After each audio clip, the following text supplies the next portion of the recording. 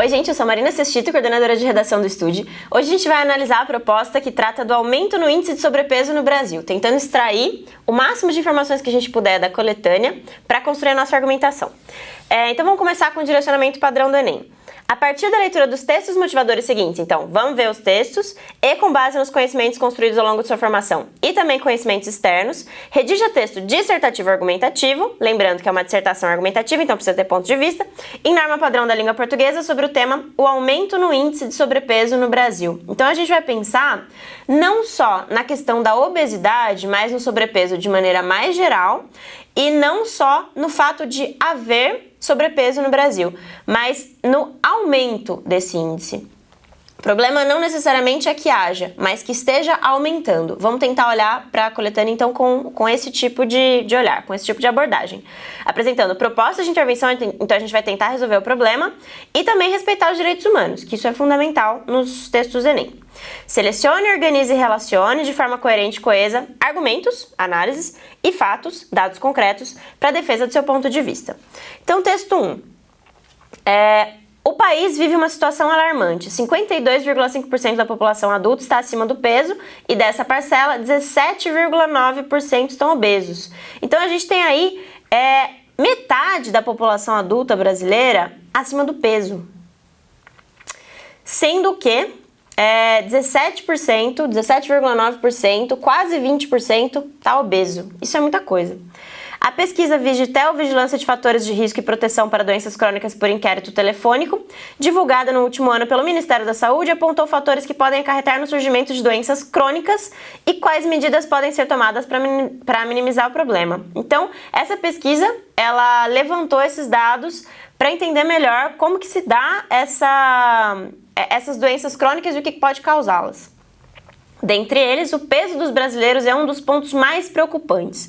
Então, por que a gente está tomando isso como um problema a ser resolvido? Porque essa questão do aumento no índice de sobrepeso, ela traz consequências negativas, ela traz um aumento na incidência dessas doenças crônicas. Que essas doenças como hipertensão, diabetes, câncer e doenças cardiovasculares, principais causas de óbito no Brasil. Então, por que a gente vai se debruçar sobre essa questão? Porque o aumento no índice de sobrepeso no Brasil causa um aumento no índice dessas doenças crônicas que podendo até levar a óbito, levam a vários tipos de quadros preocupantes, mas podem levar inclusive a óbito. Então, a gente vai tomar isso como um problema. Já está justificada aqui a necessidade de resolver esse problema, que é uma das tarefas que vocês têm aí na redação do Enem. A pesquisa constatou ao longo de sua duração, de 2006 a 2014, que foi quando aconteceu essa pesquisa, que a taxa de pessoas acima do peso cresceu quase 10%. Então a gente já entende qual que é o aumento nesse índice. Qual que foi a diferença entre esse período e outro período? A preocupação com esse índice deve-se, sobretudo, ao impacto que uma população obesa traz à saúde pública. Por que é que a gente está preocupado com isso? Porque isso interfere na saúde, principalmente na saúde pública, que é onde a maior parte dos casos chega para ser resolvida. Os números também apontaram o perfil de sobrepeso. Os homens são os que mais sofrem com o problema, a faixa etária mais atingida está entre 35 e 64, e quanto menor a escolaridade, maior o índice. Aqui a gente também tem um perfil das pessoas que têm esse problema de sobrepeso no Brasil. O aumento do peso dos brasileiros, assim como observado em todo o mundo, está relacionado principalmente aos hábitos da vida moderna. Então a gente vai tentar entender quais são esses hábitos.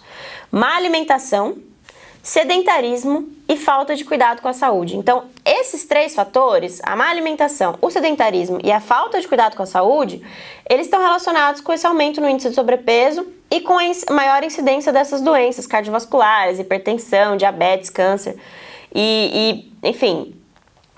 todas essas consequências negativas desse aumento no índice de sobrepeso. O aumento obviamente outros fatores como a genética e problemas de saúde podem facilitar o quadro. Então a gente tem esses três fatores, má alimentação, sedentarismo e falta de cuidado com a saúde, mas a gente tem também outros fatores, como por exemplo a genética e problemas de saúde. Então a gente já tem aqui vários elementos que explicam pra gente de onde vem esse problema.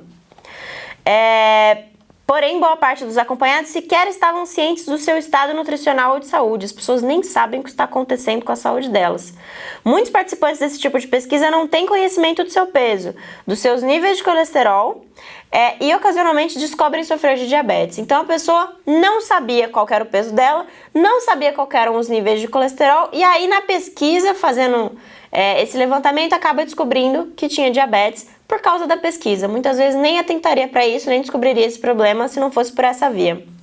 O que isso mostra pra gente? Que as pessoas não têm cuidado com a saúde, que as pessoas nem sabem o que está acontecendo com a saúde delas. Mudar hábitos e adotar uma nova rotina é o caminho para evitar uma perspectiva fatídica. Então aqui a gente já tem hipóteses para a nossa proposta de intervenção. A gente já tem alguns indícios do que a gente vai poder pensar para a nossa proposta de intervenção. A gente pode propor como proposta de intervenção, a pessoa tem que mudar a rotina e mudar os hábitos. A proposta de intervenção é essa, deixa a pessoa aí mudar a rotina e mudar os hábitos. Não. Quando a gente for apresentar uma proposta de intervenção, a gente vai se basear nisso, mas a gente vai ter que estruturar melhor isso. Mas a gente já fala sobre a proposta de intervenção. De acordo com o Ministério da Saúde, se continuarmos nessa marcha, seremos o país mais obeso do mundo em 15 anos. Essa mudança deve começar desde cedo. Quando se trata de alimentação adequada, é muito mais fácil educar do que reeducar. Então aqui a gente já tem mais um direcionamento para a proposta. Será que não seria mais vantajoso a gente focar as medidas no período em que as pessoas são mais jovens? Será que não seria mais importante a gente até propor medidas para a escola? A escola estruturar uma mudança de hábito para que essa criança cresça saudável, já cresça educada numa rotina saudável e não precise ser reeducada depois? Ensinar bons hábitos alimentares desde a infância evita diversos problemas decorrentes de problemas como obesidade. Alerta nutricionista, piriripororó. Segundo o IBGE, 1 em cada 3 crianças entre 5 e 9 anos está acima do peso ideal. Gente, aqui a gente já tem mais um órgão para vocês citarem. A gente tem o IBGE. A gente tem aquela outra pesquisa que foi citada, que se vocês quiserem mencionar a fonte também, excelente. Se for citar a pesquisa, menciona a fonte. E tem também mais um órgão. A gente tem o IBGE falando que 1 em cada 3 crianças, na idade, nessa faixa etária de 5 a 9, está acima do peso ideal. Gente, 1 em cada 3. 1 em cada 3 é 30%. Isso quer dizer que tem muita criança nessa faixa de 5 a 9 anos que está acima do peso considerado ideal. Lidar com esse problema desde cedo é fundamental. Cerca de 80% das crianças que permanecem com sobrepeso na adolescência mantêm essa condição na vida adulta. Então, se a gente enfrentar esse problema na infância, a gente tem maiores chances de não ter tantos adultos obesos ou em sobrepeso. Né? Sempre lembrando que existe uma diferença entre obesidade e índice de sobrepeso. A gente, um sobrepeso pode não chegar a ser uma obesidade, ainda que toda obesidade seja um sobrepeso, certo? Justificando o possível boom de adultos com problemas decorrentes de obesidade no futuro próximo. O resultado não se restringe a problemas de saúde como hipertensão e diabetes. Lidar com problemas psicológicos é que a gente já tem mais um agravante dessa condição. Então, além de poder ter esses problemas de saúde, a gente tem também essa questão de se lidar com problemas psicológicos e emocionais, que também seria um desafio para essas crianças. Então a gente teria todos esses problemas. A pessoa teria essa possibilidade de ter hipertensão, diabetes, câncer, essa coisa toda, mas também teria que lidar com esses problemas de ordem psicológica e emocional, caso ela sofresse discriminação no seu meio escolar e tudo mais, essas outras coisas que a gente sabe que estão envolvidas no fato de estar acima do peso na infância.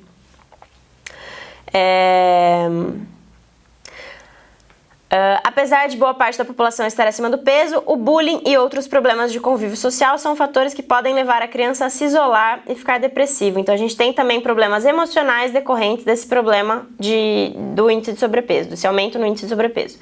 A situação ainda é agravada pelo sedentarismo dessa geração criada na frente da TV, smartphones, tablets e videogames. Então essas crianças, elas não correm na rua, elas ficam jogando joguinhos na televisão e nos smartphones e nos tablets, e isso corrobora com esse quadro já de sobrepeso por causa do sedentarismo.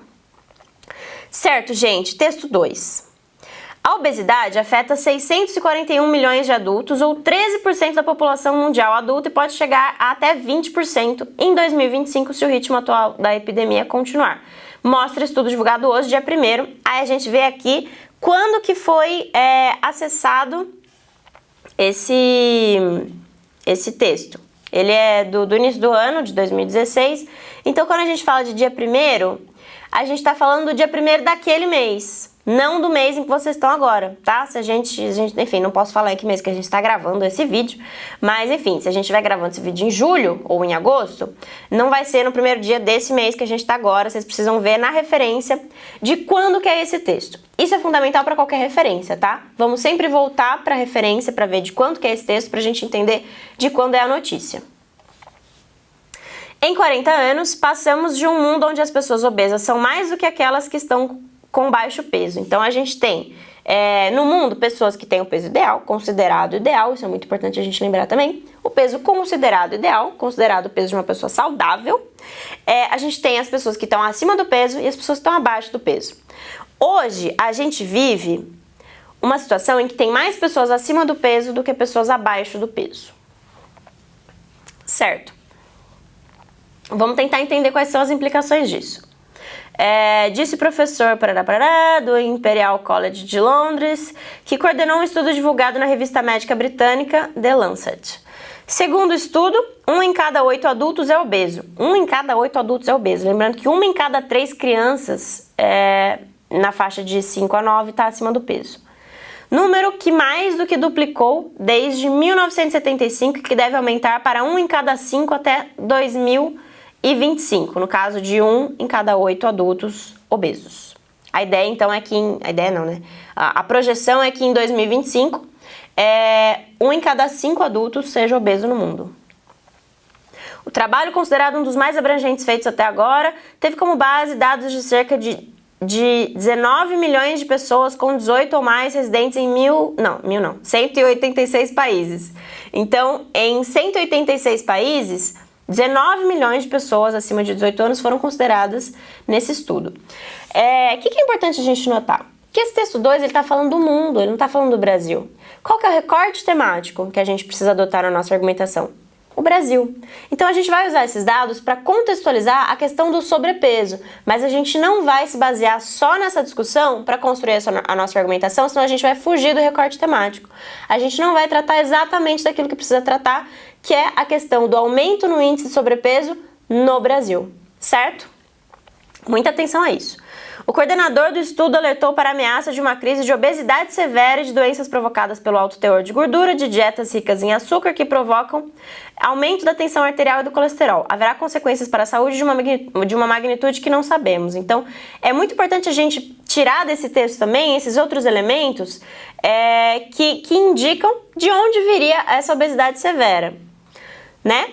Por que a gente teria essa crise de obesidade severa? E de doenças provocadas pelo quê? De doenças provocadas por alto teor de gordura, dieta rica em açúcar, e isso causa aumento na tensão arterial e do colesterol. Então vamos tentar entender quais que são as causas e os desdobramentos negativos disso o tempo todo. A gente tem vários elementos aqui para compor a nossa argumentação. Vamos usar a coletânea. A coletânea está aí para te servir de informações. As suas reflexões sobre isso, elas são muito importantes. É fundamental que você não só repita o que está na coletânea, que você também traga as suas perspectivas para o texto, mas a gente pode usar esses dados que estão aí na coletânea. Estão aí, né, para serem usados.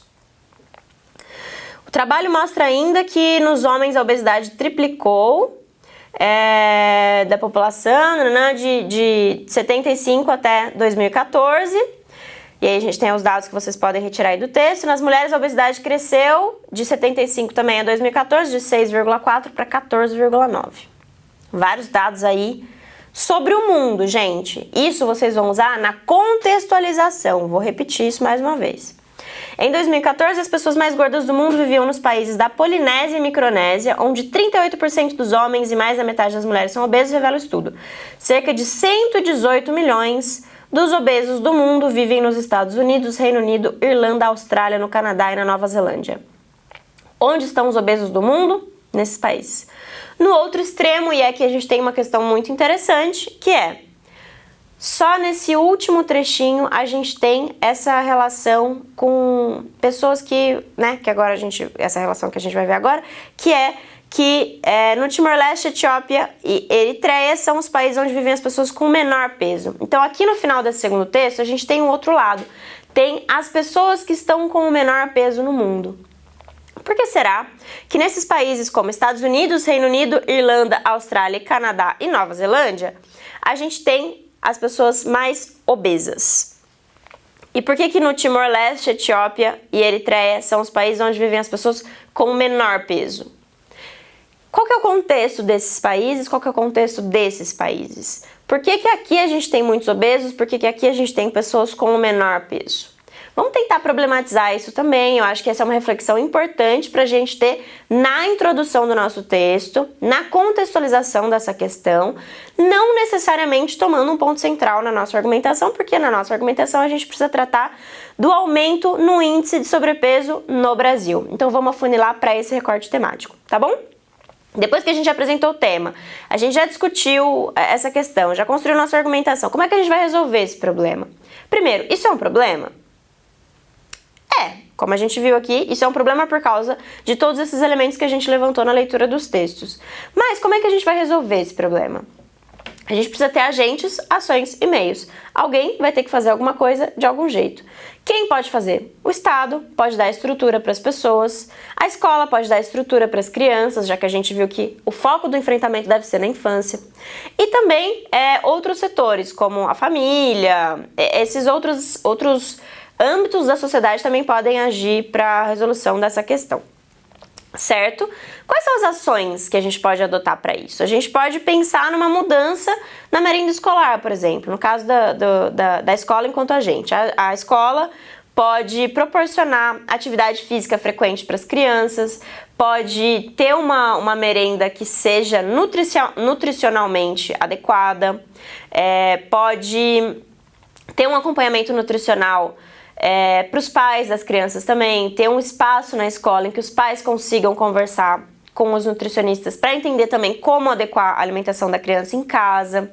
A gente pode ter mais nutricionistas fazendo um trabalho de prevenção e de combate à obesidade nos hospitais públicos, mesmo, enfim, em outros eventos, em outras esferas da sociedade, outros espaços públicos, podem oferecer esse serviço de acompanhamento nutricional, podem oferecer serviços de atividade física de maneira mais estruturada, ter centros esportivos para as pessoas praticarem atividade física, ter instrutores de atividade física de maneira acessível, esses centros disporem de estrutura para que as pessoas consigam efetivamente sair dessa condição de sedentarismo e ter uma vida mais ativa e, enfim, com acompanhamento nutricional e de especialistas em esportes, em atividade física, para que as pessoas consigam enfrentar esse problema. Não adianta a gente falar que as pessoas precisam mudar seus hábitos sozinhas.